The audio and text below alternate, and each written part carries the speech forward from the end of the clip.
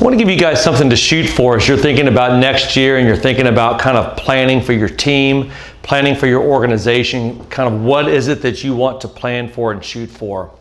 You know, I've been writing a lot during this past year. I haven't been traveling a lot, obviously, because of COVID, so it's given me a chance just to put a lot of thoughts on paper, and I've been working on this particular manuscript now for many months, and I've got this working title for it. It's called Culturnomics. It's this combination of these two words of culture and economics. And the idea is that when you've got a great culture, there's going to be a great economic reward that comes with that, because you're going to have people, one, that don't want to leave. You're going to have people who are grateful for the job that they have. They love where they work. They're going to give their best talent, skill, and energy to the job. But conversely, if you have a bad culture, you're going to have people that just literally dread going to work.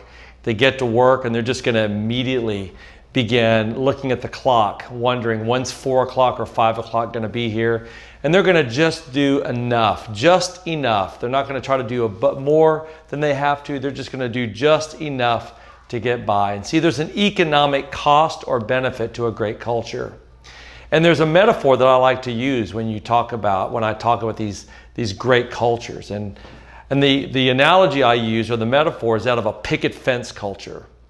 You know, a picket fence culture is a culture where it's easy for somebody to hop over a picket fence. It's easy for somebody to leave your organization. It's easy for them to leave your department.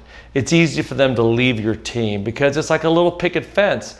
There's nothing compelling for them to be able to stay there. I mean, just a little bit of money is all it takes. Just another opportunity is given to them, and all of a sudden, you know, their eyes get big and they're like, yeah, I think I'm gonna go take that other job.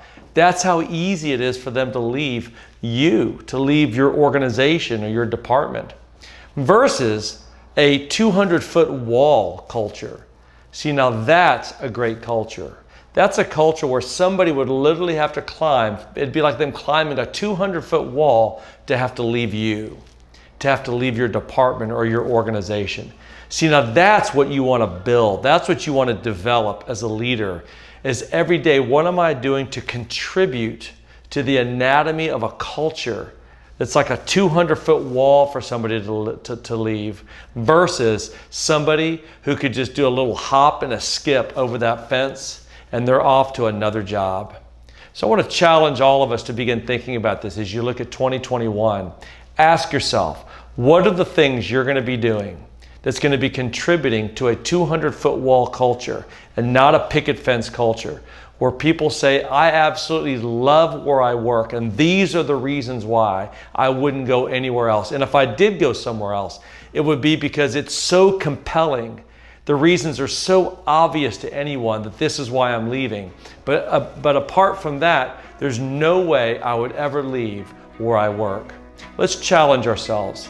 Let's all be a part of a culture, wherever you are, being the kind of person that helps to build and to sustain a 200-foot culture, as opposed to a little picket fence culture that anybody could leave for the smallest reasons.